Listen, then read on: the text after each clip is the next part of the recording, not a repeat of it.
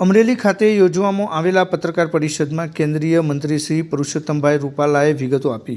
અમરેલી જિલ્લામાં સાંસદ ખેલ સ્પર્ધા અને સાંસદ સાંસ્કૃતિક સ્પર્ધા યોજાશે. કળા વિશે જાગૃતિ આવે, કળા ક્ષેત્રની પ્રતિભાઓથી સૌ પરિચિત થાય, કલાકારોને તેમની સુષુપ્ત શક્તિઓને વિકસાવવાની તક મળે, સાંસ્કૃતિક વાતાવરણનું નિર્માણ થાય, તે ઉદ્દેશ્ય સાથે સાંસ્કૃતિક સ્પર્ધા યોજાશે. તેમજ ખેલાડીઓને ખેલકૂદ માટે માધ્યમ મળી રહેશે, તે ઉદ્દેશ્ય સાથે સાંસદ ખેલ સ્પર્ધાનું સુચારું આયોજન કરવામાં આવશે.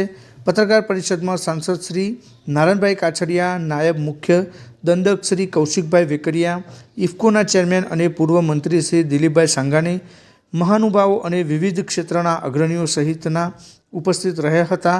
ભારત સરકારના મત્સ્યપાલક, પશુપાલક અને ડેરી વિભાગના કેન્દ્રીય મંત્રી પુરુષોત્તમભાઈ રૂપાલાએ અમરેલી ખાતે પ્રેસ કોન્ફરન્સને સંબોધી હતી. રૂપાલાએ અમરેલી જિલ્લામાં યોજાનાર સાંસદ ખેલ સ્પર્ધા અને સાંસદ સાંસ્કૃતિક સ્પર્ધા વિશે વિગતો આપી હતી. કેન્દ્રીય મંત્રી પુરુષોત્તમભાઈ રૂપાલાએ જણાવ્યું હતું કે અમરેલી જિલ્લાના રમતવીરો માટે વિવિધ રમતોમાં અલગ અલગ વય જૂથ માટે તાલુકા કક્ષાએ સાંસદ ખેલ સ્પર્ધા યોજાશે. તાલુકા કક્ષાની આ સ્પર્ધાઓ પૂર્ણ થયેથી અમરેલી જિલ્લા કક્ષાએ સ્પર્ધા યોજાશે. વિવિધ સ્પર્ધાઓના જિલ્લા કક્ષાના વિજેતા ખેલાડીઓને મંત્રી તથા મહાનુભાવોના હસ્તે સન્માનિત કરવામાં આવશે.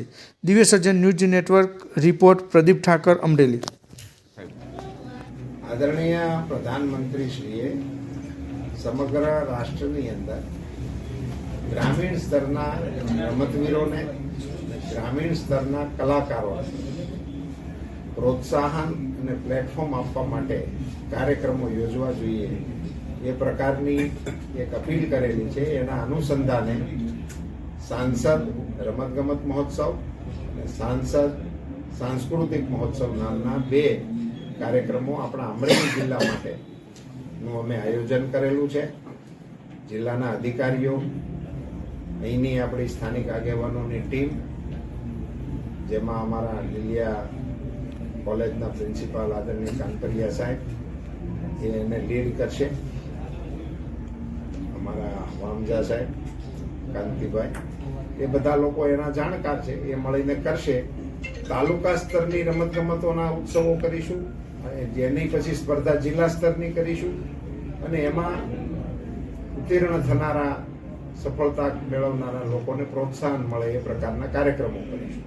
એ રમતગમત ક્ષેત્રના પણ થશે અને સાંસ્કૃતિક કક્ષાના પણ થશે. એમાં લોક કલાઓ, લોકવાદ્યોને પણ એમાં અમે જોડ્યા છે.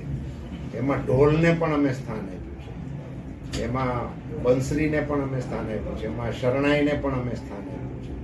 અને આપણી જૂની ગાયનની જે પદ્ધતિઓ હતી, ધોળ, લોકગીત, લગ્નગીત, મરશિયા, આ પ્રકારના જે આપણા સ્થાનિક આપણી પરંપરાના સાંસ્કૃતિક વાહકો હતા એને પણ પ્રોત્સાહન મળે એ પ્રકારના પ્રયાસો કરવાનું આયોજન કર્યું છે.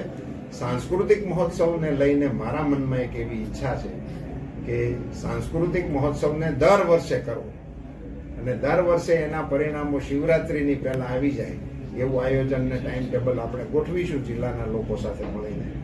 અને એમાં ઉત્તીર્ણ થનારા લોકોને શિવરાત્રિના ઈશ્વરિયાના કાર્યક્રમમાં ઈશ્વરિયા મહાદેવની સામે આપણે પ્રસ્તુત કરીશું એવી એક શુભ ભાવના સાથે આ કાર્યક્રમોને